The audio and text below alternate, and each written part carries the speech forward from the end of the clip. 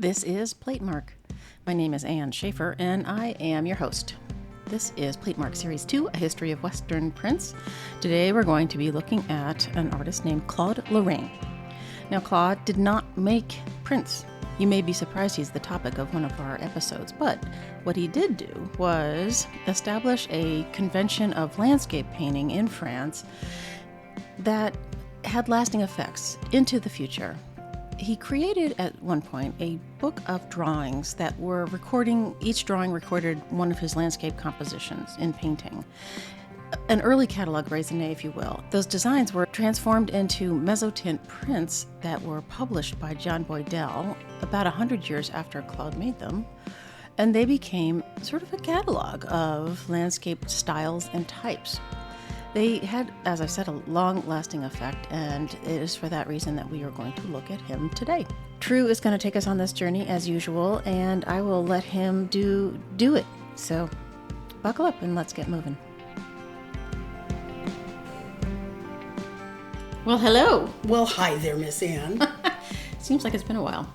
Has it, though? I mean, we did something fairly recently. We talked about Claude Lorrain. Okay, so it was near Easter. We did talk about Claude Lorrain. Hope you liked Claude Lorrain like we did. Woohoo! Well, I want some right now today. I know. I can't find those moons anywhere. Yeah, well, I'll still take an eBay... Something. Yeah. Or, what about that St. Anthony, the Callot that I had my eye on? Oh, yeah, that would be good. Turning into quite the print slut here. And you know what's really amazing about this podcast is that it's starting to have some repercussions because people occasionally say, hey, did you see this? And they'll send a link to something that's almost in my price range. And then I'll go, want. Yeah. So what are we doing today? Well, apparently we're going to be talking about Claude Lorrain and the Liber Veritatis. Claude. Now, this is an interesting topic, and I can't remember if you suggested it. I think you did, because I would always ask for the Liber Veritatis. Well, that's true. The several volumes of the Liber Veritatis that the BMA, the Baltimore Museum, has are falling apart. The binding is not very steady, so I was very afraid of bringing them out for the students. So you never did? That's not true. Did we? No. Never? Not to the studentos. Oh, boy. I think I looked at it and I went, yeah. You got kind of freakied, and that's okay. I mean, there's enough other stuff. But this Claude Lorrain, we got to talk about this guy because he's kind of interesting, and he's one of these bizarre kind of dense facts, which, while I was sort of looking things up on this, they kept running into bizarre, quirky things that sort of are tangential, but not to this interesting individual. Kind of like Claude anything else? Milan, because he was kind of quirky. Pretty much like that. But before we go any further, we should sit down. Well, I am sitting. We're sitting in our positions. Yes, we are. We're at the Purple Crayon Press. We are on the land of the Piscataway Conoy people. Mm-hmm. Yes, and as for me, I identify as a cishet white woman, and I use the pronouns she, her. And as for moi, I identify as a gay trans white man who uses the pronouns he, him. All right. We've done it. All right. I'm sitting right here. All right. I'm doing my thing. Here we go. Sticking to it. Okay. Let's try and put things in some kind of a context. One of the things I try to get across to my students is how connected absolutely everything is. And some of the things that we're talking about overlap in a huge way. We're starting at about 1600 and reminding ourselves about where etching has come from, our wonderful form of intaglio. I'm going to use Linda Hult's A History of Prints in the Western World as a guide here. That doesn't mean there aren't other reliable sources, but for the time being, let's just go with the thing that we've kind of been trusting for quite a little while. The idea of etching as an art form unto itself is kind of an exciting thing, and Hultz would remind us that etching had really started as a means of getting designs into armor, which were made of iron. And the idea was also then how to transfer those images eventually onto an iron plate, and then they realized, let's remember poor Albrecht Dürer had tried to make 6 etchings on iron, hated it, and then they kind of figured out how to use copper instead, and then improving more on the kinds of acids that would be used. And the thing about etching is that it is, I think, far more autographic, literally autographic, as in writing your signature, than engraving, which can be very painstaking, laborious, clean, crisp, clear, perfectly prone to rendering Renaissance classicism. And yet engraving does that. It doesn't mean it can't do other things. But when etching came along, as we talked about when we discussed Parmigianino and the Mannerist concept of the more invenzione, the kind of invented image that is more spontaneously created, that's how along about 1535, something like that, all the way through the 16th century, etching is continuing to improve and move upward and upward and upward, if we think about it as a linear thing that moves up. Well, and when you say improvement, we're talking about improvements in the kind of acid they're using and the preparation of the plates and all of the sort of technical bits that haven't quite gotten firm. Yeah, I think the thing that I guess I keep trying to reinstate in my students' mind, the realization that none of this stuff existed and all of it had to be invented somehow. It's like, hey, why don't we quit using iron, which rusts, and let's use copper. It's more expensive, but we have to continue to get this thing and make it as flat as we can. Imagine what it would take to pound that all as flat as could possibly be and then be dure and engrave into it. But the idea also of how to get your image in there, what kind of a mark would you use? Etching lends itself so much more readily to reflecting the artist's own particular mark. The weight and the speed and the placement of how they're going to, put those images onto the plate, if it's going to be more like flourishes or stippling and hatching. And, it's the Mannerist kinds of ideas and marks that really become a good, strong basis for the Italian Baroque style. I have to make a very strong case for separating it, like the Northern Baroque, which is Protestant, and it's not aristocratic, it's the Protestant, middle-class Baroque, versus the Catholic Counter-Reformation Baroque. They're both at the same time, but it's the Baroque era. If we were going to talk about, loosely say the Baroque era, usually is said to run from roughly 1600 to 1715. 1715 is late, it might seem, but that's when Louis XIV dies. And that's Mr. Versailles himself. Right. Now, I have 3 different portraits of Louis XIV here to try and put into context just what the impact was of not only etching, but also of this ridiculous individual. I can say that I'm from Iowa. And I wanted to remind all of us about the overlap here, because the very first image I'm giving you, what are they seeing, Anne? It says right there. Yeah, if you guys have been following along, you'll have seen all 3 of these images together before. The first is Claude Molin's portrait of Louis the king before he's really he's the king, but he's not acting. But his mom is acting as regent. Like 12 or something. I don't know. I think he might be more like 10. Maybe. He's youngish, but he's still obviously pretty powerful. Yes. It's a marvelous little etching done by our friend Claude Lorrain. It's undated, but since he was born in 1638, let's say it's no later than 1648. Yeah. And then the next thing you see is... Isn't that Udon? No. Oh, that's Bernini, right. It's the great Italian Baroque himself. And Louis XIV had summoned him to France and said, I want my portrait done. And so he did. And there's so many that would say that this portrait, this bust-length portrait of Louis, is the single most epic expression of what all things Baroque are. Oh, for sure. It's that marble bust with the drapery that kind of flips off to the side. Yeah, kind of. It's wildly flourishing. In stone. In marble, and it's and haughty and wonderful. The likeness of the face is there, but then it's surrounded by this Leontine hair, and it's just remarkable. And then the last is a ridiculously huge painting that is by Hyacinthe Rigaud, and it was Louis XIV in 1709. All 3 of these, they're giving us an indication of the pomp and the wild excess, let us say, of the Baroque era. And the power of portraiture. Absolutely. And that, yes, indeed. I mean, the power of portraiture, even to have this small etching of a king, you're not going to make an etching if you're only going to, here's your etching, just make one. It's something that gets out there. And so just the concept of the Baroque era being from 1600 to roughly 1715, and then let's let the Rococo take on after that. I'm also trying to connect some dots. We're covering a time where, you have Velázquez working in Spain, and we have Caravaggio working in Rome, and we have... That just seems Bernini will come along, and he'll be bizarre. in Rome. Yeah. And then you have Rembrandt he was born in 1606. So these guys are all, let's say by 1650, they could all have been stumbling all over each other, but they're all in their different little aspects, but they're all giving visual life to the zeitgeist. And one of the things I try to give to my students when I'm teaching class is to talk about the new ways in the Baroque era of how space and time and light and motion are all dealt with in new ways, as they hadn't been during the Renaissance. And so when we talk about space from the here to the hereafter, or we talk about that time would be static or it could be instantaneous, and that kind of the sense of Louis XIV's cape, billowing in the wind like that indicates not only time but also motion. In the Baroque era, it seems like virtually everything is in motion. I don't think I can think of a single static image. It always implies one frame in a series of actions in a flow of movement.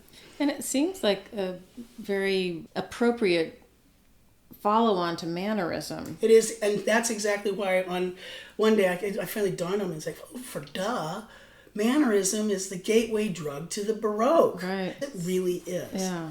And say why. Well, so I feel like in the Renaissance we were concerned with accurately depicting form and perspective and all of that. And mannerism starts to take liberties and then show off the virtuosity of the artist to right. emulate, or not replicate, but emulate the great masters, the turtles. And then it just keeps getting Michelangelo, Leonardo. Oh, sorry, Donatello and the other guy.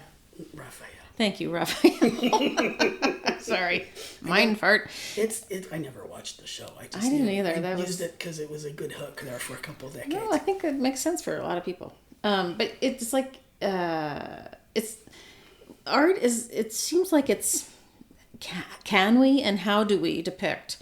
How can we push it? Mm-hmm. How can we add motion, light, whatever?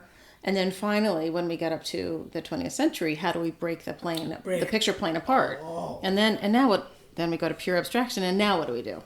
Ideas, conceptual art, right? Then we have to get all postmodern and ironic. Right, exactly. But it all makes sense because it's all about what happens to thinking about form. And where we are as human beings. So the zeitgeist is really, the spirit of the time is going to have everything to do with how the art forms would be created. When to say a guy is ahead of his time, I think it's a guy who's reacting to his time with more articulate ability than those around him. And it's like that others will latch on and say, whoa, that's okay.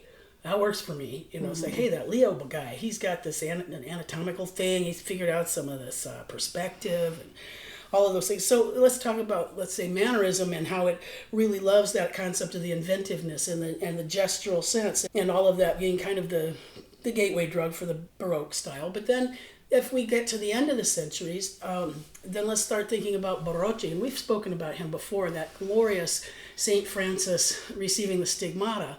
And it's a beautiful summation of what etching had become in the sparsity of line, but also... Oh, he should have been on our top 10. Dang it! Well, we can't have... Okay, plug. I don't know if this is where you want to do this, but at some point... Oh, we should. So... at the end of the school year at MICA, a senior student named Leo approached True and said, hey, I'd like to pull a lithograph for you. Hey, you want to make a lithograph? I said, no, I don't do lithos. Right. So True hasn't done litho since school. Yeah, and there was a reason. Right. Because it's flat. Right. It's full of the most troubleshooting. It's flat. You don't get to dig into wood, and you don't get to bite into a plate. It's just flat. You like the tactility. Absolutely. Okay. Well, fair enough. So drawing is wonderful, but yes. So what ended up happening is a print that summarizes and concatenates time in a history of prints timeline with the top 10 plus 1 images to line up sort of the high points, the guideposts as you go along the history of Western prints. Was the result. So Leo said, you want to make it a litho? I'm like, I'm not going to just do a drawing. It's got to be something that's got some meat and potatoes to it. And it's good. Okay, I tell you what. Since you didn't take history of prints, Leo, I'm going to make... I didn't tell him until he saw it. I said, this is a history of prints. And here is essentially 18 years of teaching history of prints on one sheet of paper. It's like a scavenger hunt. And so Anne and I, over the course of time, had said, what's in the top 10, top 20, and so on and so forth. And I try to get things to line up above and below the Alps and so on and so forth. And so we had come up with these things. And like the perfect counterpoint to Palaiuolo's Battle of the Ten Nude Men would be Martin Schongauer's The Torment of St. Anthony. Exactly, because both of those are the perfect summation of the North and South. Right. And then those all go into one guy, and that becomes Albrecht Dürer, because he's the first guy that crosses the Alps. The Alps. On foot. The Alps. Several times. Twice at least. Well, 4 actually, down and back and down and back. Oh boy. That's a lot. The lithograph got pulled in an edition of 32. Yep. And it is on True's website, thepurplecrayonpress.com. If you care to look at it, it's really kind of sweet. Well, Anne's got number 7. I do. It's my favorite number. No, you had to have that one. Yeah, I picked it. But yeah, so if you want to have a history of Prince, top 10, in parentheses, 9, 11. Right, and under the sort of series title, Platemark. Yes, of course. And the idea, of course, being that it starts with Gutenberg and the 42-line Bible, and it ends up with the World Wide Web. So it's this compression of time, and it's only a 30-inch wide piece of paper, so that's how come it could be only 11. Right. We're thinking about the next one. So. Of course we are, because one of the women artists will be there. Yes, there are no women in it. Now, if we had longer paper and more time, we would have put in the Federico Barocci of St. Francis receiving the stigmata, because it's just this beautiful summation of etching. I think it is a turning point in etching. Absolutely. Yeah. Students always fall for the Barocci, but it's just so spare and so light, and he's figured out timed biting, so he's got very faint lines bitten into the plate, and then slightly stronger ones and much stronger ones, and some stippling and some dashes, and it's really exquisite. It's just so spontaneous and full of light and instant beauty. There's the rapture of that one individual. And Barocci is one of these artists that would also use etching to distribute the ideas of the painting he just finished, because we also had that glorious, Virgin, it's... Oh, the Annunciation. Yeah. Yeah. It's just stunning stuff. And so it shows that there can be the personal, but also the public versions of etching, whether it's for, I don't know, that St. Francis receiving the stigmata certainly feels very personal. It's almost as though he did it for himself. It's very intimate. Small. And yet the Annunciation is the patron side. Yeah, presentation size. It is. It's a huge thing. So the idea of how all of those improvements add up gets us right to about almost 1600. And then the etching, because it is far more easily manipulated than engraving, it lends itself to so many more textural changes, and the pressure, and how long you can bite something, and how many different kinds of things. They can be tonal, it could be spontaneous appearing, it could look incredibly laborious and nitpicky if it needed to. So it's really useful that way. And so you have Rembrandt, obviously, who's Mr. Etching himself, who can take etching from the incredibly sparse line to the incredibly heavily worked and dry pointed and dug into, which would be like the Three Crosses. And so that gets us to the point where I've always appreciated this conjecture of Linda Hulch, who said that, I'll use the word zenith, the apogee. The zenith of etching could be said to be in the 17th century. With Rembrandt. Of Rembrandt, north and south of the Alps. Okay. Whereas there would be those like, it's the etching revival in the 19th century. Oh, wow. Well, it's not even a revival, really, because etching never really went away. It's just that it got even more accepted and wildly loved. And more then, popular. Let's see, there was and there was the establishment of the Society of Aquatinters, the aquafortistes, in 1862, and we get all these tasty guys that we're going to have so much fun talking to you about, in future weeks. The 17th century was this extremely rich time for etching as well. So, and this is all before aquatint was even invented in the 18th century. So we have these delicious things, and realizing that etchings, whether they were reproductive or original, were now actually starting to get into collectors' cabinets on the same par as engravings. For the longest time, engravings was the highest form, and it was more important than woodcut. But now you have etchings that are responding to the new kind of interests that could be the coin of the realm of the day. So thinking about, like, the Carracci were very important brothers that were working down in Bologna with their little family academy, and they did etchings. And you had Caravaggio. I found out he made one etching. What? I know. I've got to find out what it is. Where's the Caravaggio etching? He did that. Guido Reni, who is a tremendously important painter, did it. Giuseppe di Ribera. Oh, yes. Did a couple great ones, and I'll show you one in just a moment. The Spagnoletto, a little bitty guy that happened to study under Caravaggio in Rome, and it's that way of getting a genre treatment of all kinds of religious themes to get it out to the people. And then we have another guy, Salvatore Rosa, who is a very famous painter, who also used etching as a way to get out his stormy, crabby, scary landscapes. They're all filled with goblins and creepy bad guys and bandits, as opposed to Claude Lorrain. Yes, Claude. Yes. And Gelée, is that how we say that? Well, we just call him Claude.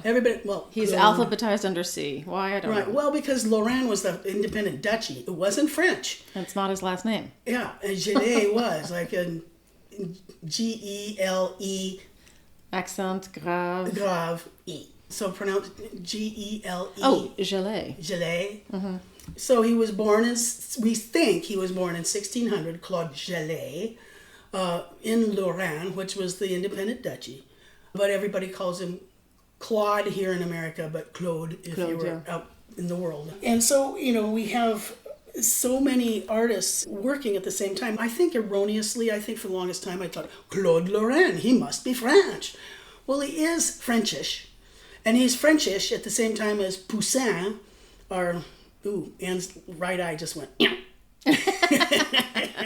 which happens to us all the time because Nicolas Poussin was... You're kind of just a snooze. Well, he's a snooze for us because it just doesn't resonate. But he certainly had a following and he had profound impact. Well, there's works by him in every collection in the world. Well, indeed. And, if you're going to talk about, Claude gets 7 pages in Wikipedia and Poussin gets 17. Was that right? Oh, something ridiculous. Oh, wow. I'm like, I'm not printing it. I was actually going to do a comparison, but I get so annoyed with how I was not getting revved up with Poussin. He did his fair share. They were both French-ish people living in Rome. Both of them. Oh, interesting. And they must have known each other and had been sort of friends. They must have known each other at least somewhat. But they work in tremendously different ways, thank heaven. And so, so I wanted to put that on our radar. So when I'm teaching art history, I really do try to get across these various things to sort of help the students lump ideas together. So we can talk about the Baroque art concepts that I try to attack with space, time, light, and motion. But the other thing I do have to do, and we had discussed this in the past, but the concept of how after the sack of Rome and then Luther nailing his 95 Theses to the door of the Wittenberg Church, and this complete break that was coming about in Christendom was the Catholic Reformation. Yes, right. The idea of how are we going to come back, and you're either going to do it through propaganda or perhaps persecution. But in terms of Anne, can you tell them what I've put together here? 4 images that I think perfectly summarize the Baroque era. All of these are from Catholic Counter-Reformation artists. Churches, right? Yeah. So one of them is the St. Teresa in Ecstasy by Bernini, which is a beautiful marble sculpture in a tiny little church in Rome. I gotta go see that. I still haven't seen it. Oh, it's worth seeing. You have to put your, lira in there to get the lights on. And then the other one is... Well, there's the it's a Caravaggio. Yeah, Caravaggio's Conversion of St. Paul. Oh, yeah, the conversions. Is that a Tiepolo ceiling? Actually, no, that's a Pozzo. Pozzo? Yeah, Fra Pozzo. Never would have gotten that. I know, but it's totally Baroque. It's the I'm failing my art history test right here, people. The Assumption of St. Francis. So here I'm showing Miss Anne 4 different images that I think summarize the Catholic Reformation, Counter-Reformation art. And so you were just telling us about how beautiful this St. Teresa in Ecstasy by Bernini is. Yeah, so the 4 images Truth pulled together are the Bernini St. Teresa in Ecstasy, beautiful marble sculpture of a saint receiving the Cupid's arrow or something. Stabbed with the fiery dart of God's love by a Cupid, and it is essentially a religious orgasm. Absolutely. And when you see it, you're like, that's no... Correct. That is not pretend. And here is this nun floating on a cloud that's made out of stone. Right. But it looks like a cloud and being bathed by the light of, holiness. Right. Top right corner is the much more down-to-earth, gritty, but equally entrancing Caravaggio's Conversion of St. Paul. Yeah, from like 1601. And it's ridiculous and gorgeous. And then there's another one on the opposite wall, which is Well, it shows how the artwork was really intended to be site-specific, to understand how it would spill down into your space. And in some respects, we could talk about how prints, because they're handheld objects, they're also in your space. They are immediately in front of you. The last image is a ceiling painting, because what would life be without Baroque ceiling painting by Fra Pozzo, and it's a ridiculous painting, the ceiling of San Ignazio in Rome. Oh, okay. And what it does was, it's just a barrel vaulted ceiling, but it appears to go up 4 stories, as St. Ignatius of Loyola is being assumed into heaven.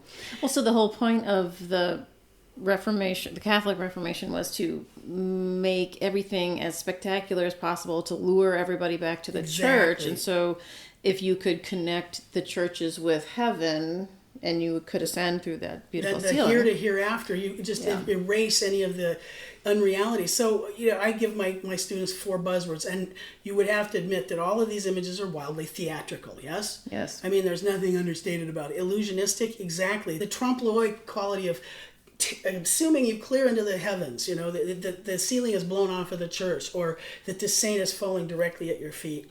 Emotional impact, there was no way you could receive any of these things with a cold heart. They're going to get under your skin, and that dramatic storytelling is the thing that's going to really lock in the desire of a layperson to go, wow, this Catholic Church is such a glorious place to go. I've got to go there. And I had mentioned before, I still like the concept of how many Catholic churches were popping up across Rome and across all of the Catholic regions. So that idea was either by beauty or by fear. And I'm showing Anne one print, which is really quite remarkable, just to carry the thought across.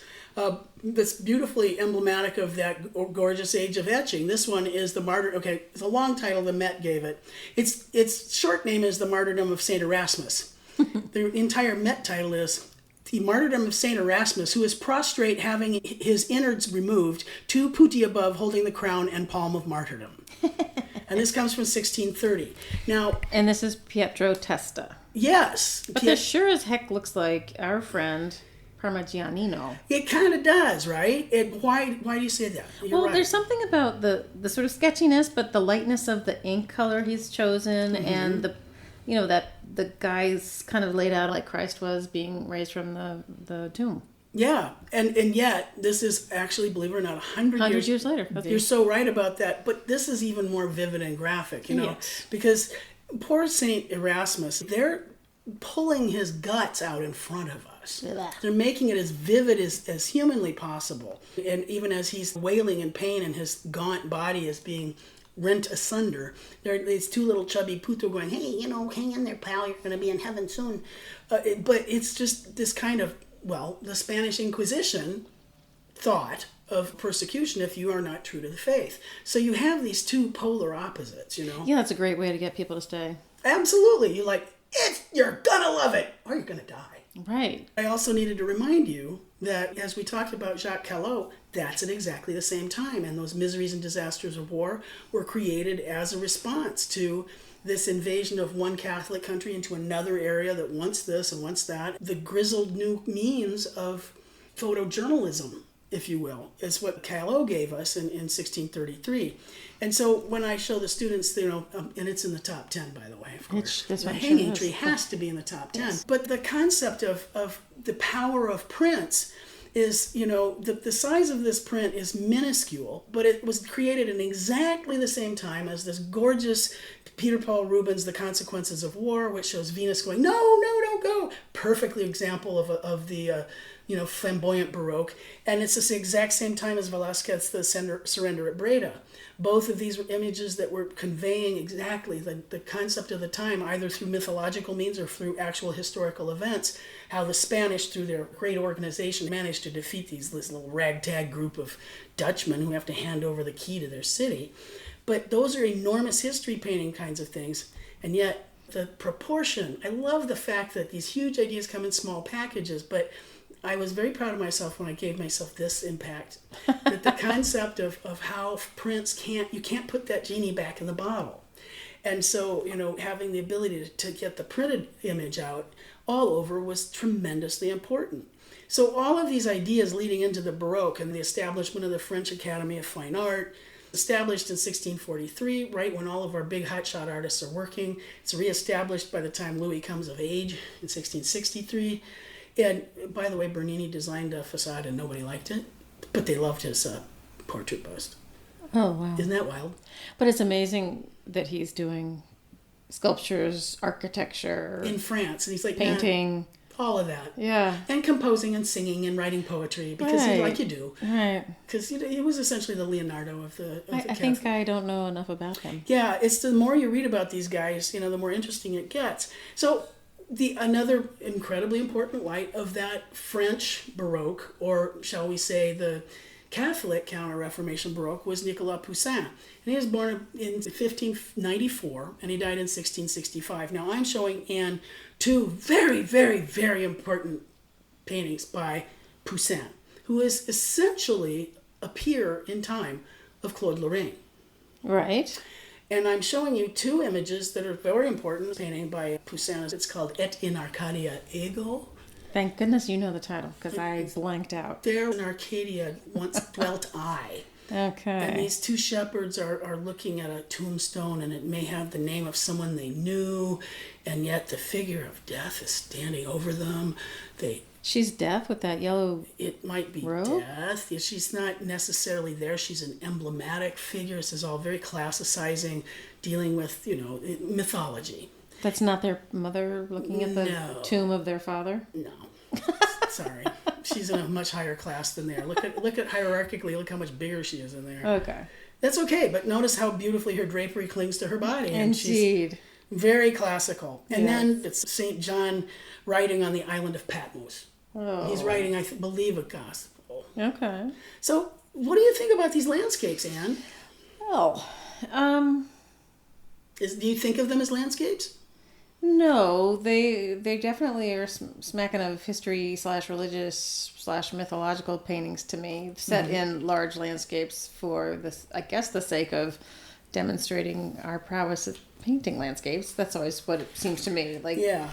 let's tuck a little something in there to legitimize it, but really I'm just going to show you how wonderfully I can paint trees and clouds. Well, that's really an interesting way of putting it, because the legitimizing, of course, it's mythological or it's biblical.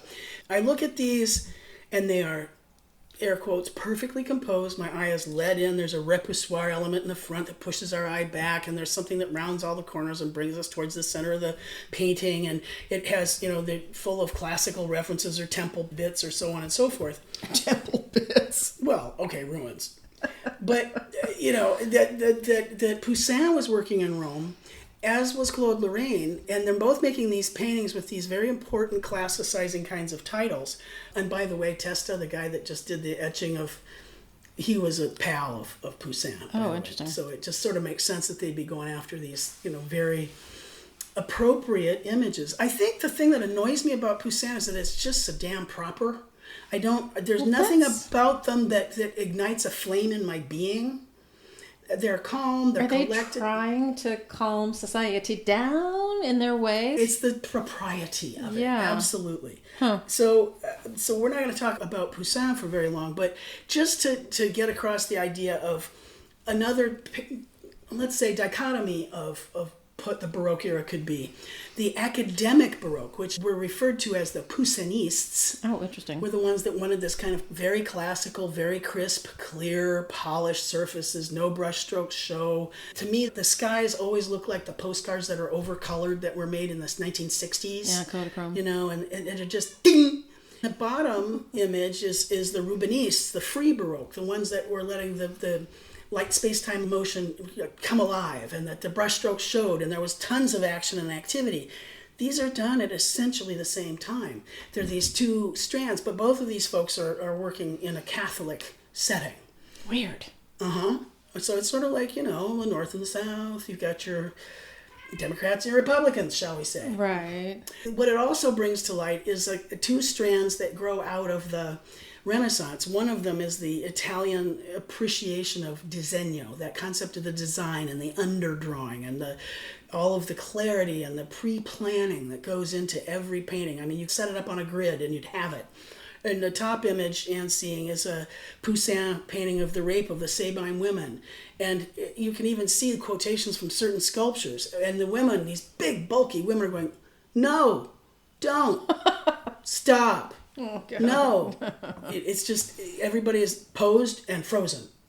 And in the bottom, again, you still have this Rubens where, Venus is just really reaching for Mars and trying to keep him from running away. And it's just, everything is in motion. And Europa is just, raising her arms and shrieking. And yet they're painted at the same time. And it's a perfect example of colorito, that Venetian sense of activity and vibrancy and the senses, very sensual as opposed to the mind and the intellect, which is the academic Baroque. And so, into that, you have to start thinking how much Poussin just hated the Dutch art that was being made at the same time. What? Oh, yeah. Like those landscapes by Rembrandt. What? He thought of them as trash. What? Oh, they were unruly and they unpolished and they were dreadful. Oh, wow. Hated them. That's how come when I put this up for my students in class, I usually put the Rembrandt down low, and it's like the people in the painting are looking down on it. I do actually, sell these kinds of an idea. These were done at exactly the same time. That's so bizarre. Here you have this Rembrandt, and this is even a biblical scene of the Good Samaritan. But there he is. Well, he's hiding on the right there he is. He's trying to help on the road, but Give me a minute. most of this is, well, what do you see? Landscape. Yeah, well, be a little bit more specific. Oh, sorry.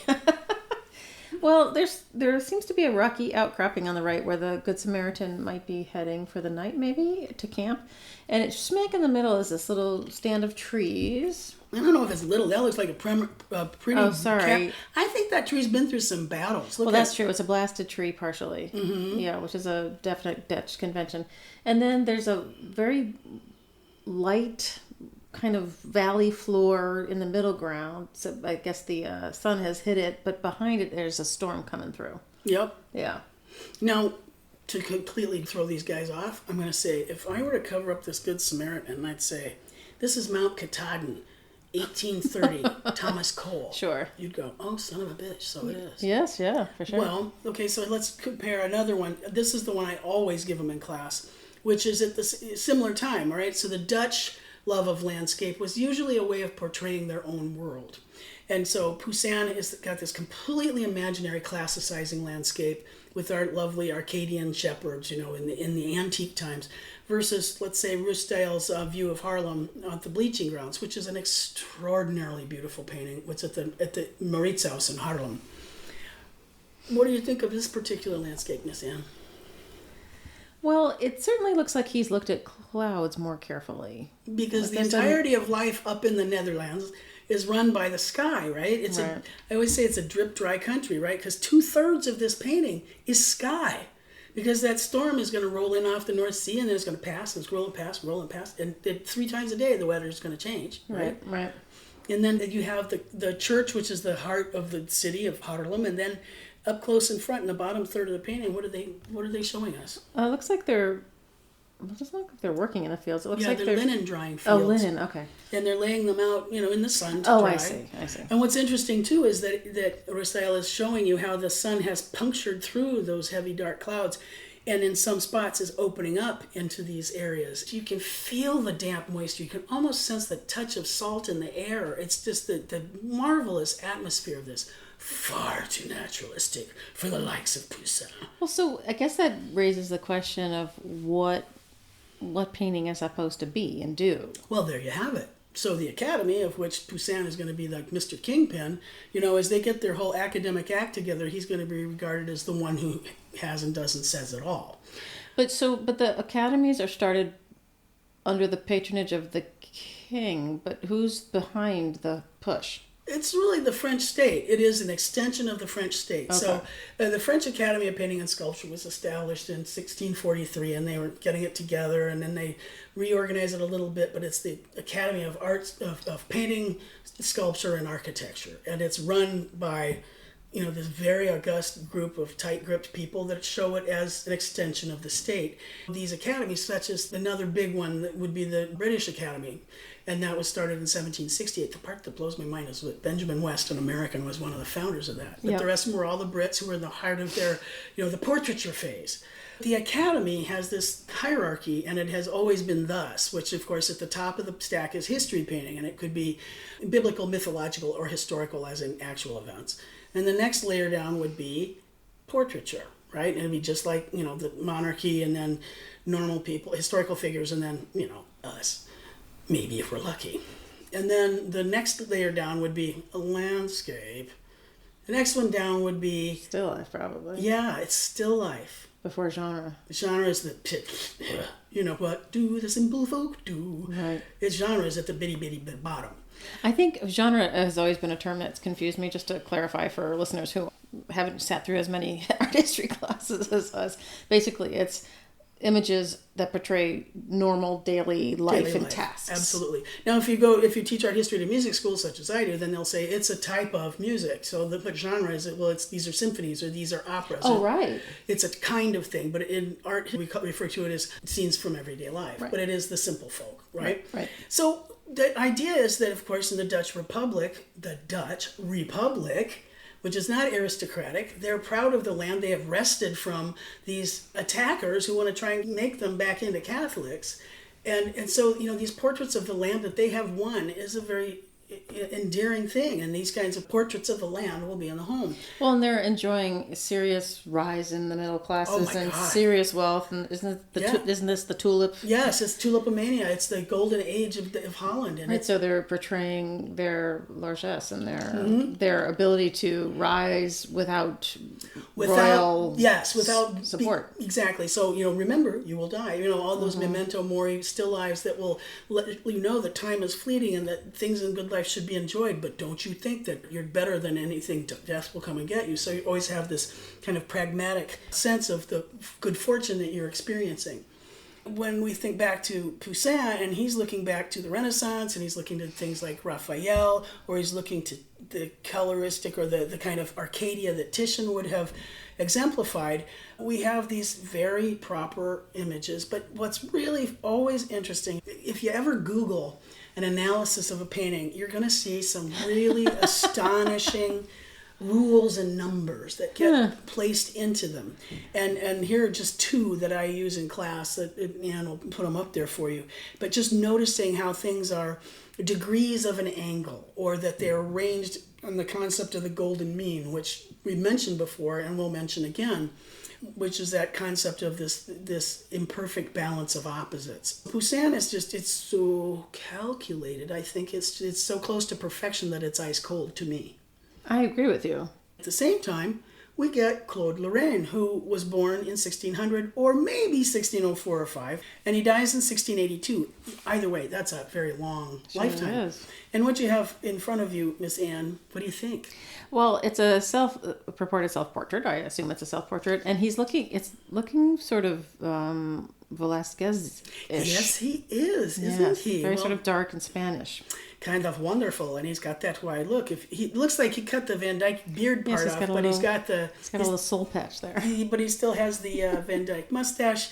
It really gives us that sense that all of these fellows we've been talking, they're all living at the same time, and they're all trying to figure out slaves to fashion. Indeed. Now, if you wanted to see what he that was great. What is that? Well, it's a portrait of Claude Lorrain. Oh my heavens! Which was done in mezzotint as the frontispiece for the Liber Veritatis when it was published a century later. That's an unfortunate portrait. Well, I thought you'd enjoy this comparison, how we see ourselves and how others see us. Woof. Or how others reinterpreted our self-portrait at the front of our book in mezzotint. Yikes. I just thought I'd point out to you who made this happen. Well, Boydell. So Boydell had said, I want this published, and he has Earlham do the actual mezzotinting. So, 1777, it's 100 years later, and somehow time and mezzotint have not been kind to him. Well, it's bizarre because Earlham's a pretty smart, exactly, and good artist. Anyway, but let's remember, we'll get there later. When we think about Poussin versus Claude Lorrain, when I show a Poussin on a screen, I'll show Poussin, and the students are like, because it's a 3-hour course in the dark. And then I pop a Claude Lorrain up there, and their little eyes go boing, and they pop right open. And why might they just get totally excited about a painting that pops up like this? Okay, well, now we've got a Claude painting of the embarkation of the Queen of Sheba from 1648 on the screen. And it's, by the way, it's 5 feet tall. Yeah. And 6 feet wide. 6.5 feet wide, which is Constable. Those 6 footers. Wonder if there's a connection. Probably. I'm sure Constable is looking at him. Mm-hmm. We'll get there too. So this is one of those wonderfully Arcadian harbor scenes with a setting sun and some ships leaving harbor. And there's sort of temple ruins framing the image on the left, and then a building on the right that must be, I don't know, the customs duty house or something. A really very classical customs duty house. Very much so. Considering Queen of Sheba is not exactly from there, but that's okay. Right, so she's embarking or what have you. They're packing her stuff into these little dinghies, and they're going to take them and put them on the big boat. Okay, so it's a pretty dramatic image. I want for you to realize that these paintings, they glow from within, and that's the thing, that is the thing that Claude Lorrain does differently than anybody else. Interesting. Because landscape art has been coming up over time. And Claude Lorrain has a fairly interesting way of getting himself known. So just as a brief reminder, he grew up in Lorraine, but his parents died when he was just 12. Oh. Yeah, so he had to go live with his brother, Jean, who apprenticed him for a little bit. Then he decided to go live most of his life in Italy. He was one of the few that was going to be concentrating on landscape paintings. But if you were to see this painting, and it's just a harbor scene. I would never say Sheba. Right. No. So if it was a harbor scene, then it would probably just be a landscape or a seascape. Right. But because it's the embarkation of the Queen of Sheba, it rises in the hierarchy. Exactly. So by the 1630s, he has really established himself as the leading landscape artist in Italy. He is essentially called like the leader of the Roman school of painters. Even though they're, air quotes, Frenchmen, in Italy, it's this Roman school, and the patrons were almost all Italian. Oh, interesting.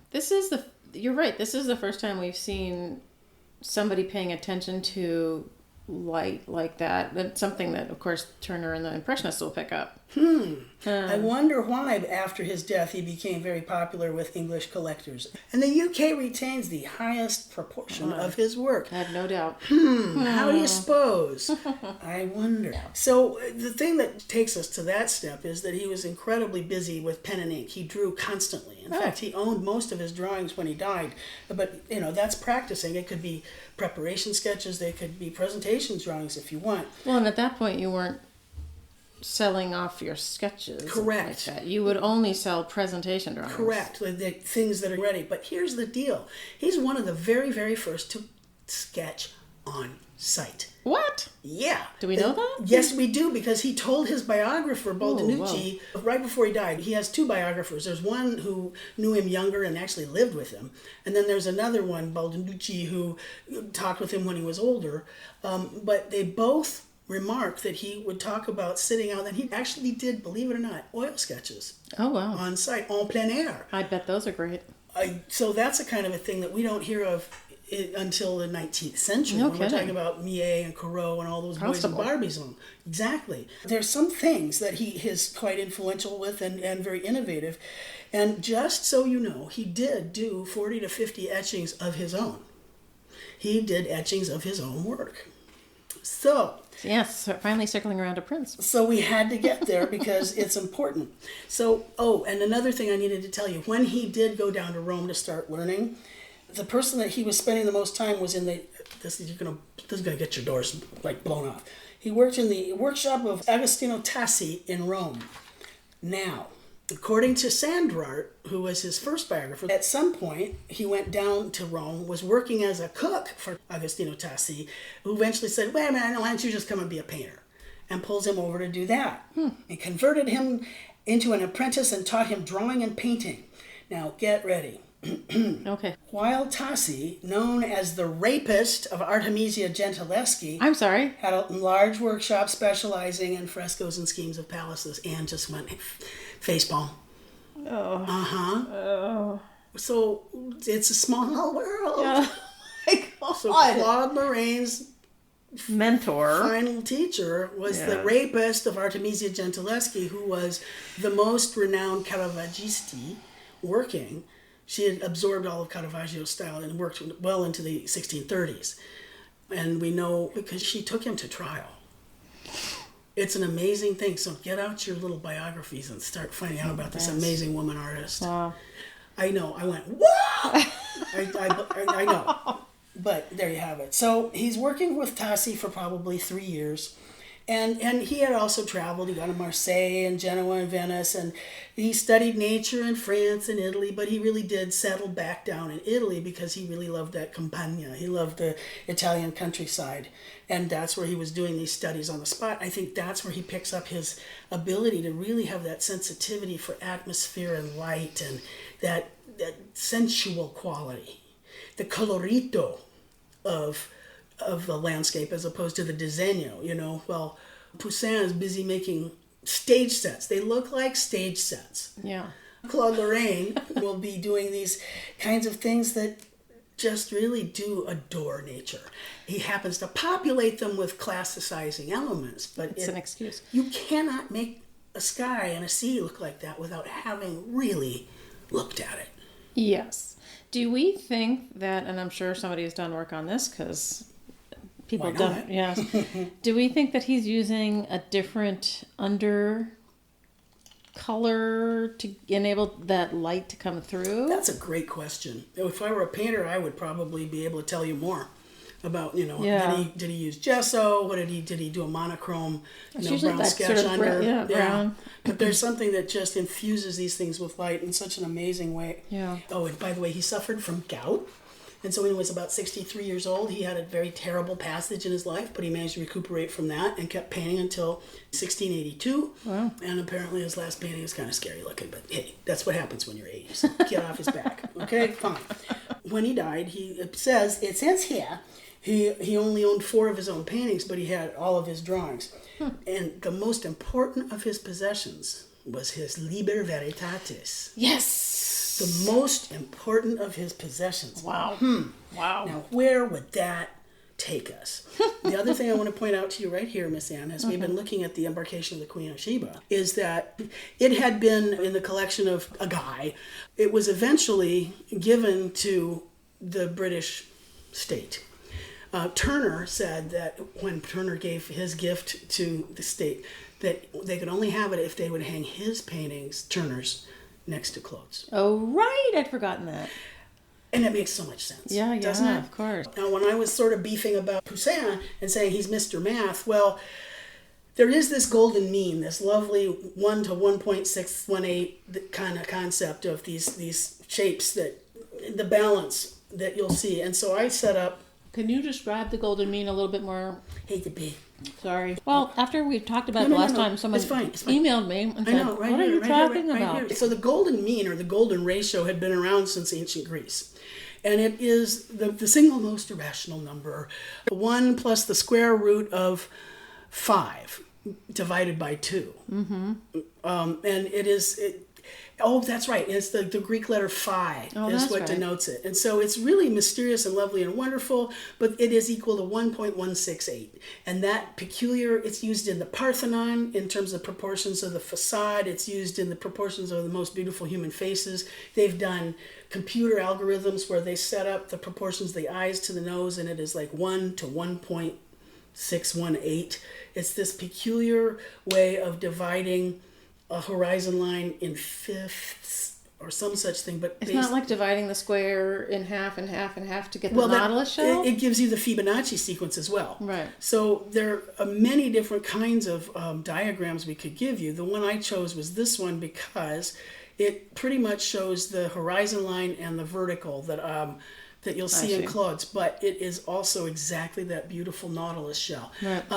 It was Bob Benitez who had written to you and said, hey, what is this golden mean thing? And you sent him back the most beautiful comparison. I did. And it was a Milan. Yes, it was the Moses and the burning bush. And it matches up beautifully. I was like, where the heck did you... That was brilliant. And Thank you so much. We probably should include that. All right, I will. Because it's really a stunning way to illustrate it. It was a good we're not mathematicians, but we know what we see. Well, that just brings up the entire point of why this is so powerful. Because sure, there's a mathematical something or other there, but in the end, it's something that is just comfortable for human eyes. For instance, like if you're going to make a still life, you're going to do it with an odd number of objects, not an even number. This 3 is going to be more pleasing to see than 2, or 5 things as opposed to 4.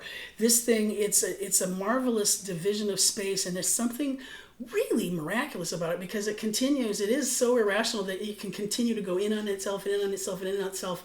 So the Fibonacci sequence is seen in nautilus shells and in certain kinds of plants as they're unfurling, and it's used in all kinds of medallions and the designs of lots of logos, including the phi that you see in, let's say, the School of Athens, or the phi that is the shape of the mandorla of Johns Hopkins University, or the mandorla around Christ at Vézelay. It is eerie how much it appears, and it's like this humming, thorough pedal tone of beauty that exists. I think. Wow, well said. Ooh, thanks. Humming. Say that again. I don't know. You'll have to run the tape back. Oh my gosh! But it's the pedal tone. It's just there. It's present, and it kind of holds the whole picture together. So here, Anne, is something I devised for my class. There's a diagram of one of the many Claude paintings. And then there's the Queen of Sheba, and you could use the same proportion. You could drop it on there, or even on a landscape, which is not got a flat horizon line, but it does, and they're all still there. That, they could say that it's, someone will say it's a grid, and it's divided by triangles. No, it's not. That's the golden mean. It's the golden ratio. Just admit it, and, and then you have it. So with that said, I wanted to get that across, that we have Claude making these glorious landscapes. Poussin would, air quotes, improve on nature. That tends to be a French thing that you'll see a lot, like at Versailles, where it's like, we're going to improve nature. You're going to have the manicured gardens. You're going to have the 1 mile long lake. You're going to have these gardens up close, all these different, topiaries and whatnot, and it eases as it gets further and further out into the wilds. Well, with Claude, it's always going to be these kind of sunny, it's almost like Matisse. It's just always sunny and pleasant and pastoral, and there's nothing fearful and unpleasant about it. It's going to have mythology, it's going to have religion in it, it's going to have literature. It could even be a genre scene, but it'll keep it from being pure landscape, because that would just be below the par. Right. Because he's regarded as the leader of that. So yes, a grid of median and diagonal lines. No, it's the gold. Just let's get real there. Right. All right. So the other thing I wanted to bring to your attention before we actually look a little bit more closely at some things is that I love this. Well, here's a comparison right off the bat.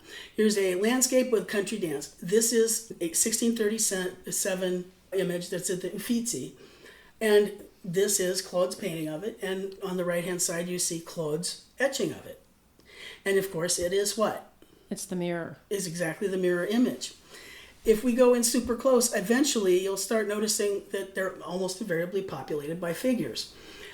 Well, that's an interesting thing, because those shepherds or those, gods or whatever, I wanted to bring to your attention that initially Claude often includes more figures than was typical of his predecessors.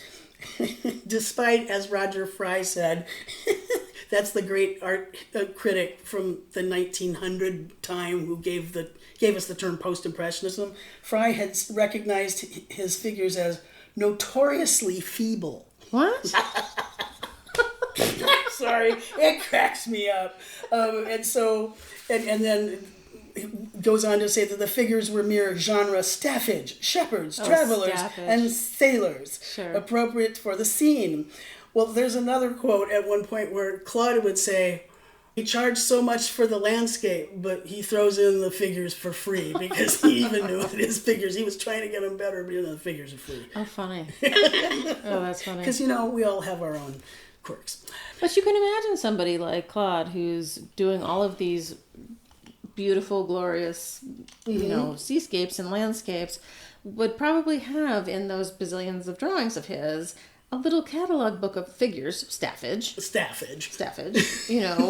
just throw in there. Like, a little bit. Especially if he's not particularly interested or good at them. Well, and here's the other thing. So here we have a wonderful etching of the landscape, a harbor view with a rising sun. right? One of many. Good luck finding it. Here's the painting of it. Well, no, that one's at the Met. Okay, good. But I wanted for you to be able to compare them again to just see that, when you're doing an image in etching, you've got a point. You're drawing with the precision, not just dabbing paint on. And I would think that if you're etching some things, you would need to clarify that for yourself a little. I know that I struggle. I kind of muck up things and I have to try and erase them and whatnot. But let's not pay attention to that. Let's just look at this beautiful mirror image of his harbor view with, sun. And you can see, genre workers down there, the staffage down in the front. And the other thing that makes him kind of unique is how he's not going from the same kind of playbook that Poussin was. Claude just sort of says, here's a little classical thing here, a little classical thing there, and here's some Corinthian columns that happen to be existing at the same time as the Queen of Sheba, and oh look, the boat that just sailed in, that came from the 16th century, but that's okay, because that's what I'm looking at, but don't you worry about it, because it's gorgeous and look at that sun. And everybody's going to go, okay, because it's freaking gorgeous. And he has really remarkable clients, so you can put in your various characters, you can put them in pastoral dress. Eventually they stop wearing genre clothing and they start wearing pastoral dress, which was, let's all be shepherds and shepherdesses that don't stink, which is the beautiful thing we're going to play at, pretending that we're in ancient Arcadia or, that kind of thing.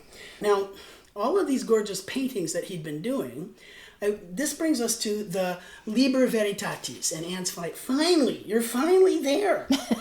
Okay. We've been giving you the lay of the land of the Baroque, post-Baroque, sort of. Well, Baroque, the heart of the Baroque. Heart of the Baroque. And we have come to Claude Lorrain and his output of prints in a manner of something called the Liber Veritatis. So, just as a little fetching gimme, one of the things, because his work had become so popular, this Italianate form of making landscapes, despite the fact that he and Poussin were kind of Frenchmen, but not really. They're living in Rome. They're doing the whole thing. Believe it or not, there were these Italianate landscapes that were being collected by Dutch collectors, but those were always the richity rich, like the burgomasters, the ones at the higher level, and you can see them in their collections. But the neat thing was that the etchings of all the Italian scenes were the things that the middle class were collecting. Oh, interesting. So there was even a taste for this Italianate kind of, because the etchings get north, and it's a marvelous coin of the realm. We have never used the word Italianate before. Stuff that spanked of Italy and its countryside and its architecture. Yes, but I mean, it describes a certain way of composing a scene, particularly in landscape. Framing elements, leading your eye back. Middle ground, foreground, blah blah blah, and it's something that art historians call Italianate. So it's just really a formulaic way of putting together a landscape. Basically, just look at any Poussin. Exactly. Now, if you want to look at Italianate landscape done by Claude, then you get to have foreground, middle ground, background, freaking gorgeous sunshine. And he would, by the way, when he would paint outdoors, it was usually towards sunset or towards sunrise, because that was that magical crepuscular thing that he managed to capture. And, Poussin is going to give you the sky is blue, the trees are brown.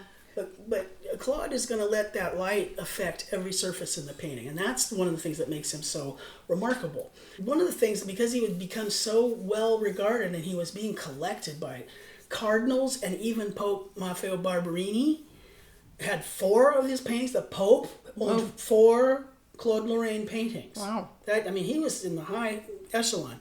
He started keeping track of everything he made, and he would do a sketch of the painting that he had finished, or a sketch of the painting as he was working on it. And so the Liber Veritatis is what he eventually called it, but it was actually a book that he kept together between 1635 and his death in 1682. And it contained initially at least 195 drawings of all of paintings done by him. So it is his visual record of his own work. It was for him initially. It was just for him.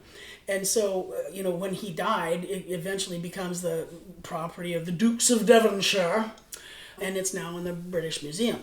Well, the book that is the drawings themselves. The book of the actual drawings by the Dukes of Devonshire, and it is the book, the actual original drawings book, and the Liber Veritatis means the book of truth. Well, yeah, it's like his own catalogue raisonné. Exactly, which he is like the only artist that we can really, I mean, so very rare, and particularly as thorough as he was and complete and as well recorded, it's an incredibly wonderful gift for scholars and so on. So it was in the 18th century, as these kinds of things start becoming more and more important, people are, ooh, landscape is neat. It is reproduced in print from between 1774 and 1777, as we had mentioned, by Richard Earlham. So 100 years later. Yeah, like 100 years after, essentially after his death. The Dukes of Devonshire hire Earlham to produce it, or Boydell. does somebody, Boydell, of course.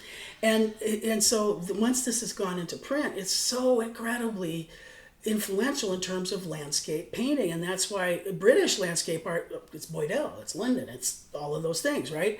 And so, you know, what they had to do in the original paintings by Claude, it was, you know, he used pen and watercolor and sometimes a little bit of brown or gray to create these records of the paintings he'd done. And sometimes they'd be done on white paper, sometimes on blue paper, but they were all bound together later in his life. They're usually about 7.5 by 10 inches. He began with that self-portrait, that scary one that you went when you saw it. And each painting had a page, and on the back it would say, you know, what it was of. It had a reference number, his signature, the name of the patron, and where they were located, and even sometimes a note about the subject. Now, so many sources say that he was unlettered, but I want to know how he knew all about, like, the Ashes of Phocion, or how he knew about the entrance of the Queen of Sheba, or how Gelée and his wife did what? Where is he getting this stuff? I mean... Wait, they say that he's not learned? Yeah. Oh, interesting. He's unlettered. And so the thing was that said he really did keep... A genteel way of saying it. Yeah, I know. Well, unlettered. Unlettered, you can tell it was a British kind of you know... and so the idea was that it had 195. Eventually, they goosed it up to like 200 to make it even. And so there was even an index in it that Claude Lorrain had made himself at the back of it. And then when it was rebound with a couple more pages added, there was a second index added, as they do. But that's the whole point, was to have this record of an artist is so great. So the Book of Truth is really that Claude told his biographer, I kept this record because I wanted to be able to say, no, I did that painting. No, you can't say that you did that one or that it's by me. And he used it as a catalogue raisonné to prove the validity of the paintings, because there was enough of that going on, you know, emulating him. And in some respects, it kind of reminds me of what how Hogarth like stopped doing anything for a while because his work had become so popular. There were so many people copying it until he managed to get the copyright law passed. And once that happened, he could put his copyright on his stuff. You know, it's just like an early form of protecting your intellectual property, which I just think is really neat. So when you consider the fact that you've got almost 50 years of drawings in this book of sketches that he's doing, you know, you can see how it starts off simpler and it gets more and more elaborate. And it's kind of astonishing how many variations there can be in landscape. I know, right? Good I'm just Lord. like, well, Philip Pearlstein. I mean, nude women, carpet, and a neat chair. Right. Okay, Philip Pearlstein, 2 women, 2 nude women. Well, that's why the titles are all very descriptive, like you read from the Met, like. Yeah. Or it's tu puto over the shoulder. Exactly. Yeah. And so the students were like, did he name it that? And I said, I'm sure they did. No. He did not. But, no. But so here's a funny thing also. Here he's protecting his intellectual property. Well, he's got this book that's like 7.5 by 10. And so when he does the drawings of them, he adjusts the drawings to fit the aspect ratio of the paper he's drawing on. So sometimes they'll be squished and sometimes they'll be stretched. I'm like, what are you, a computer? You know, you're like, reformat. But they'll still be, you know, they'll be there. So, and then it's like, well, they're paintings by Claude that aren't in that book. So how can they be true? Because when he did a second version of a painting, he wouldn't include it. And we know, you know, like Berkeley in the Isle of the Dead, certain artists just kept painting their big, like Watson and the Shark. There's 2 of those. So he didn't include those. And here's another quirky thing. In his will, it's a bird. It might be in a his squirrel. will, he left his most cherished object, which was his Liber Veritatis, the sketches of everything he'd ever done. He left it to his adopted daughter, Agnès. However, it seems as though Agnès was actually his actual daughter by a servant. Because Claude never married. Always interesting. And so once the book is published, it becomes so much more accessible, and it's published in London, and so it just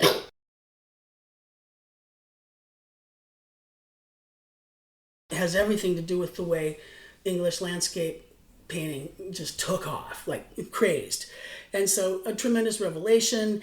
And the other thing was because it had stayed in the Devonshire collection and nobody could get at it, they're like in perfect shape. I bet. They're just like pristine and perfect and lovely. And then here's the last little tidbit. It was given as a settlement of inheritance tax. The ninth Duke of Devonshire had to give it to the British Museum. Oops. To pay off a oops debt. Oops. And here's the worst. What's that last line say there, Miss Anne? Dissembled in the 1970s, pages are mounted individually and lent to various exhibitions. I know. That's like when they started dismembering all the birds of North America. Yes. So it's supposed to be in 4 volumes, you twits. Yes. So there's that kind of fun thing. Okay. So now you all know, you tell us why you know about Boydell. Oh, when you're looking at prints from this era in England, he's the publisher of almost every one of them. Yeah, he's like the big cheese. He's everywhere. He knows who to pick. Hey, yes. Will you do a such and such for me? And he hires Earlham and he says, hey, you leading printmaker, I want you to do these mezzotints after this, all 200 of them.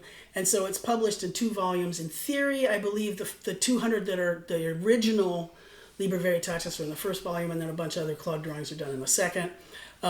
Of course, I haven't seen them because they were in such poor state of repair. Well, it was scary. Like the leather binding was like crumbling in your hand. So it's sort of like as special as it was when it was in the Duke of Devonshire's collection, It was scary. No can see. No. It's okay. Ne touche pas. Because now we've got the internet. Mm-hmm. So the way they would go about this was Earlham would use etched lines to get the pen lines of Claude, and then he would use mezzotint to get the tones and the washes, and it gave you these really good crisp impressions of the original images. It was phenomenally. Boydell must have been rolling in the money. He must have been. It's hugely successful. It was reprinted and the plates were reworked because mezzotint doesn't hold up that long, and it was recommended and still is sometimes by drawing teachers so that you learn by copying these great landscapes what to do, and it becomes especially good for your favorites, the watercolor artists. That's right. And there was a second printing. Now this is interesting. The second print of reproductions after the Liber Veritatis were by Ludovico Caracciolo in Rome in 1815. That tells you something because it also, that falls right in the pocket when J.M.W. Turner, Mr. Turner himself, decides to come up with his Liber Studiorum, which is the book of studies, which was a collection of 71 of his own paintings and watercolors in landscape, and he wanted them to be made into mezzotints, and that was being worked on between 1807 and 1819. So you can see, again, there's this whole Claudism, it's this Claude rage. So with that said, I'm just going to show you, for instance, here's the Liber Veritatis, the record of seaport with Ulysses returning Chryseis to her father. This is from Homer, in case you needed to know. So this is the actual drawing, and it appears to be on that gorgeous blue paper. And look at that marvelous heightening with white and whatnot. And then Boydell would give you, this is the actual painting that's in the Louvre, right? So now I'm giving you the comparison, so you could see the Liber Veritatis rendering and then the actual painting, and how faithful they are. Now they're not reversed because it's a drawing after his painting or prior to. We're not quite sure. Right. There's one more version. So a landscape with Aeneas and at Delos. And again, I'm not sure, when I was on Delos, I did not see any sort of Pantheon-esque kind of structure there, or even this sort of Tuscan-style column with this Grecian frieze situation on the right. This wasn't at Delos, but these little people pointing are definitely there. Here it is, all right? Mm-hmm. And right on the edge of the sea. Yeah. It sort of looks like the Griffith Observatory, doesn't it? What do they call them in English landscapes when you come across a... Folly? Yes, thank you. A folly. I could not come up with it. Well done. Well, that's exactly the same time as Boydell's doing all of this publishing of this stuff, okay? That's right, so that exactly. it is your... English landscape gardens are creating you are creating Claude paintings. In your garden. And it's essentially when Versailles was being laid out, the landscape architects were creating Poussin paintings. Right. They really were. So very good, very, very good. So then you can see them side by side, and you can get a sense of what he was thinking about, just in terms of his own I Carry It With Me book. Here's his index of the owners of the paintings. Wow. You know, so here's just the fact that it should remind you a little bit of my editions book. Yes, it does. That kind of record keeping. Leo was really surprised when he saw like I was entering, and you got this, and I got that. It's like, yeah, I keep records of all of that stuff, and then who I sold it to, so that maybe I can say, hey, I've got a new thing out. Would you like to? Mm-hmm. Or maybe if you're really lucky, you have your best friend take care of that for you. Thank you, man. All right, so the thing I wanted to show you is when Earlham gets a hold of it, and he creates these mezzotints after the Liber Veritatis. So he's using the etched line, but then the mezzotint is being used to create the values. And I'm giving you an address here because it's really kind of wonderful to be able to see, you know, it's from the original drawing in the collection of the Duke of Devonshire, and it's a perfect address that tells you this is number 114, and it was engraved by so-and-so, and it's published by so-and-so, that it really gives you its whole provenance. It's its birth certificate. So I wanted to give you those ideas. So, what am I trying to tell you? I forgot what my thought is here. Oh, 2 drawings of the same painting by him, but on some blue page. Blah, blah. Okay, here's your book. I know, cut that. So here's the Liber Veritatis. Now it's finally in print, and now everybody knows it's the Book of Truth. A collection of prints after original designs of Claude Lorrain, and it's one of those 18,000 long titles. Yes. It's a marvelously long... What's the date on the publication? Yep.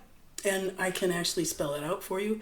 There's a wonderful little intro by the Duke of Devonshire. And you know, this isn't that unlike other British collections that were putting together books of their sculptures that they had. And then a nice little life of Claude Lorrain in letterpress. But I wanted you to be able to see what it looked like as a book. So nice. All of this is visible when you go to the New York Public Library. Has it all online. And so the one I really wanted to look at was the number 114, which is the embarkation of the Queen of Sheba. Mm. But here we can see, you know, these portrait versions, like vertical landscapes. Isn't that hilarious? See, Anne is laughing. Because, I know, go ahead. Why is this? I told you. That's hilarious. I mean, it's really like you just squeezed your Photoshop picture wrong. It's like, you know, you just like pulled the bottom where it's like, no, you're supposed to Control Z and get that back to the proper proportions. Yeah, you didn't pull the corner, you pulled the side. Right, yeah. But he did it for real. It's because you look at the type at the bottom and it's funny. Right. All right. So they're, you know, but they really are remarkable. Now these mezzotints, we haven't talked about mezzotint. I don't want to go into it too much since I know we're going to have Carol Wax on at some point. But mezzotint was a process that had been invented in, are you ready? 1642 by Ludwig van Siegen, who is a who's a German soldier and an amateur artist. And he wanted to, you know, come up with a way to get some shading into his images. And so initially, when mezzotint was invented, you take this tool that has a whole lot of sharp, jaggy teeth all along one edge, and you rock, back and forth onto the copper in the areas where you want the values.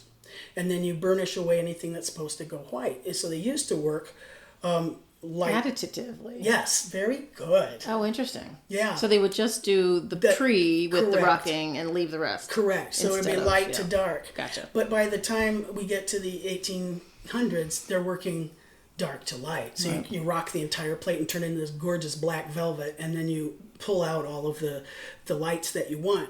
But you can see that Earlham has really done a beautiful job of I'm amazed. You know, they chose to do mezzotint as opposed to aquatint. It had been invented, but they used mezzotint because it gave a more truthful range of the wash, apparently. So there's that, and so you can just page through the book all you want. Oh, that's great. And thank you, New York Public Library. Indeed. And then you can look at things and say, how is that possible that 16th century ship sailed into that very classical looking port? And, you know, basically you say, suspension of disbelief, because number one, you, beloved listener, don't know the difference. But we could get real persnickety, but we won't because it's just plain beautiful. Well, and I always think of them as, in the same way that Turner's book was trying to lay out to you the different types of landscapes. He had them all marked as marine or mountain or, pastoral or whatever, and poetic. And in the end, I mean, Claude might have intended it to be something to use as a copyright proof of his composition. His book of truths. But that by the time they're published, they become sample books, basically. They are, because they give the English audience all of these marvelous examples of 200 of his sketches, and they're to think that these images are on copper plates, they look all the world like pen and ink sketches. They're really quite remarkable. So Earlham was a master at this. We actually used to pull out Earlham's mezzotints. I see the smile. I said, you should have these out, and you would pull out those. The fruit piece? Yes, the ones after Van Heysen. And then there was that really scary Mona Lisa. It was like, whoa.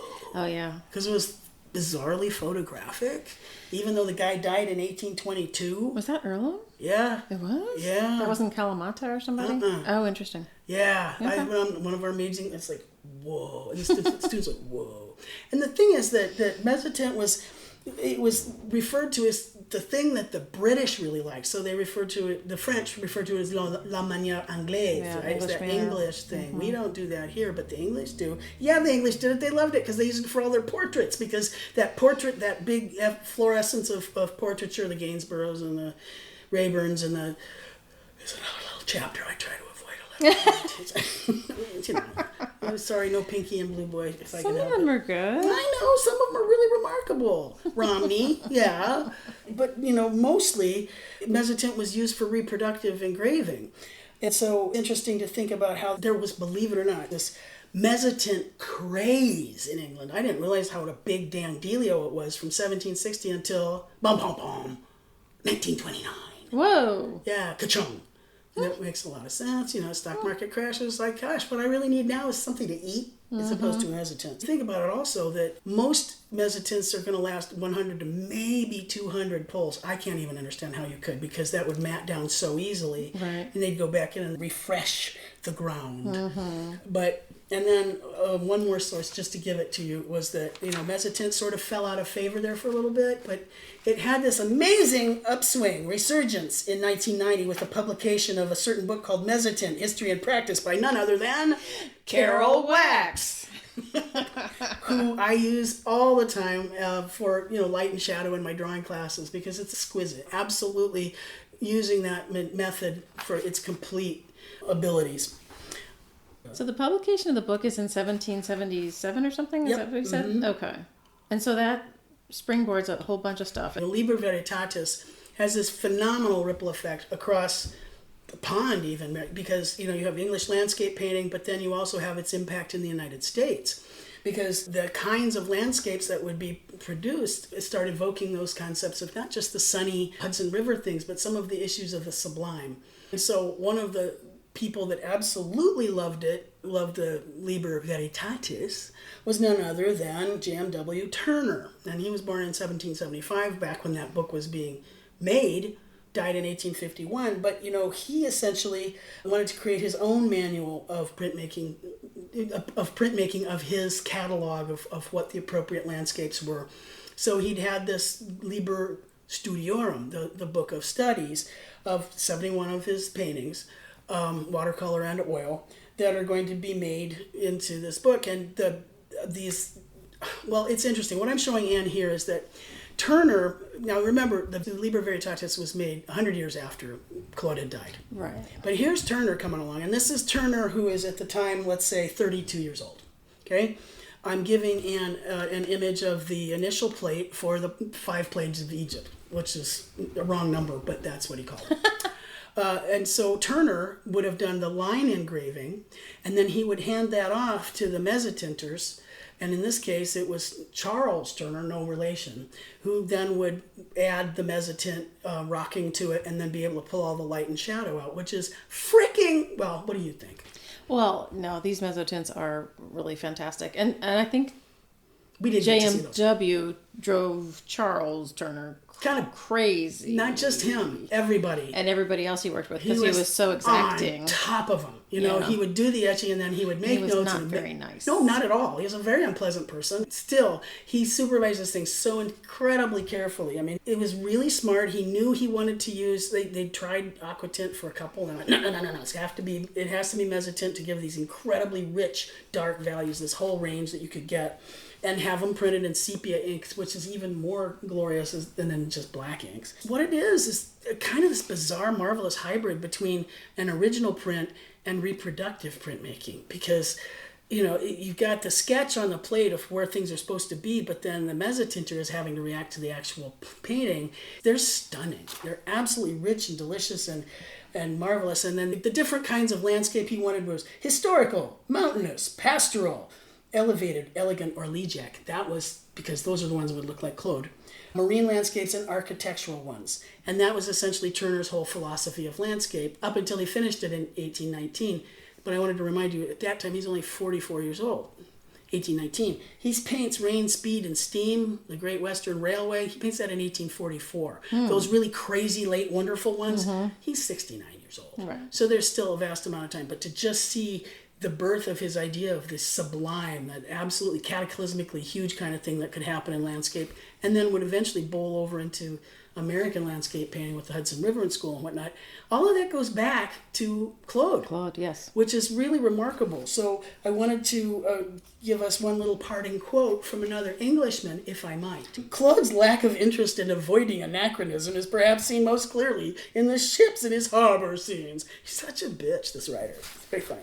So Turner and John Constable, two remarkable British landscape painters. Here's a great way to summarize the idea of what Constable had to say about Claude Lorrain's work. Constable described Claude as, quote, the most perfect landscape painter the world ever saw, and declared that in Claude's landscape, quote, all is lovely, all amiable, all is amenity and repose, the calm sunshine of the heart. But it's not real. That's why it's repose and calm, because there's no such thing. Goodness. What do you mean it's not? Of course it's not real. None of those landscapes are real, because in my mind, landscapes are supposed to represent what we all see in our own worlds. That's why we like Dutch landscape, my friend. Right. That's why we don't enjoy Poussin, even though Cézanne thought it was all that in a bag of chips. I don't understand that one. That's a whole other story. So, that's all I have to say for now about the Book of Truth. And that's no lie. Oh. Sorry. Gracious. I hope that works out for y'all. It was kind of cool. It's really messy. And there was also this thing called a Claude glass, by the way. Oh, yes. I remember the Claude glass. Yeah. Well, tell them. Oh, let me see if I can remember. It's a concave mirror. It looks like a compact, like a handheld that you would, I think, get a landscape reflected in, so that it would appear to be classical and landscape. It was like smoked glass, and you would look into that, and it would be over your shoulder. It would reflect the landscape in it, so it would give these like misty, lovely, make it amiable and sunny, and not have all those scary edges to it. And it was actually named long after his death, and apparently wasn't even. It didn't have anything to do with Claude Lorrain, but they named it a Claude glass because it reminded them of his. Now, this is a big deal, like about 1825. Now, think about that, just to have, like, you have your Titian red hair when you go to, is it Clairol or is it, real? You got your Claude glass. It's gorgeous to look at these paintings, but then you realize they were a much bigger deal than any of us really realize. You have a pope that owned 4 of them. Yeah, that's a lot. Cardinals and all kinds of royalty for this unlettered man. That's weird that he gets that label. Well, it's not like he's as erudite as, well, there's some others that we know that have just been spilling forth all kinds of brilliance, but I just see a guy that's loving landscape and making up some cool stuff, like coming up with neat TV shows, sort of like who's that guy that came up with like Angel? Joss Whedon, who comes up with cool show after cool show after cool show, and none of it's real, but it's really engaging, right? Come on, who didn't love Angel after Buffy? After that was, what was the one with Nathan Fillion? Ooh. Oh yeah, Firefly. And they're all kind of Claude Lorraining it, Just I guess. Make what you make, enjoy it, and keep it pleasant. Yeah. Fantasy, Okay, basically. that's what makes me escape from my humdrum world. It's early fantasy. Sure it is. Sure. Of course, the Queen of Sheba is embarking Well, of from course. this harbor Right, with of the course. 16th century ships and the classicizing elements that some of them they say, well, that came from the church down the street, but okay. It's like, okay, so what? We don't know that. I just know that when I show Claude Lorrain paintings on the screen, my students' eyes go, bing! Wow. And even the etchings, you can see his dazzling little free hand, having fun with. So, Good. hooray, I mean, that's it. That's well, all. it's good because he's the beginning of something that will last for a very long time. Oh, yeah. And have lots of antecedents. And, I sort of imagine Turner like a dog coming and pissing on the tree that was just pissed on by the guy ahead of him. Absolutely. Without question. Yeah. Yeah. That's the sort of image I have in my mind. And to be so, persnickety about getting his book and in Mezzotin and even better and even more. You got to be that way. Yeah. It's like for lack of a better, it's a dick swinging contest. And, Turner wants to win. And girls, you're both pretty. That's the end of the story. Yeah. All right. Thank you, beloved listeners. Okay. Thanks, everybody, for listening.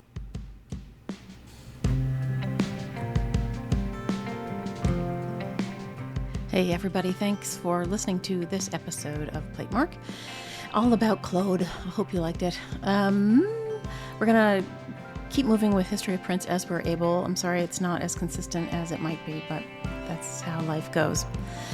Let's see. A thank you to True, as usual, for being the SME, and one to Michael Diamond for the use of his original music, and one to Dan Fury for helping me with sound issues all the way along. It's always a challenge. I don't know what the hell it is. I just don't get it. Anyway, we will see you next time.